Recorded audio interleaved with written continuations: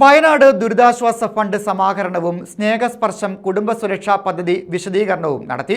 വ്യാപാരി വ്യവസായി ഏകോപന സമിതി കൊല്ലം ജില്ലാ കമ്മിറ്റി ചക്കുവള്ളി CM ടവറിലാണ് പരിപാടി നടത്തിയത്. വ്യാപാരി വ്യവസായി ഏകോപന സമിതി കൊല്ലം ജില്ലാ കമ്മിറ്റിയുടെ നേതൃത്വത്തിലാണ് ചക്കുവള്ളി CM ടവറിൽ വയനാട് ദുരിതാശ്വാസ ഫണ്ട് സമാഹരണവും സ്നേഹസ്പർശം കുടുംബ സുരക്ഷാ പദ്ധതിയുടെ വിശദീകരണവും നടത്തിയത്. ഭരണിക്കാവ്, ഓച്ചിറ, കരുനാഗപ്പള്ളി, ചവറ മേഖലകളുടെ പരിപാടിയായാണ് ഇത് സംഘടിപ്പിച്ചത്.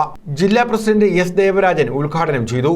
അന്ന് വളരെ ആവേശത്തോടുകൂടി നമ്മൾ കഴിവിന്റെ പരമാവധി തുക എല്ലാ യൂണിറ്റുകളും സമാഹരിച്ച് ആ ഘട്ടത്തിൽ 2018 നമ്മൾ 36 ലക്ഷം രൂപ ജില്ലയിൽ നിന്ന് സംസ്ഥാനത്തേക്ക് കൊടുക്കുകയുണ്ട്.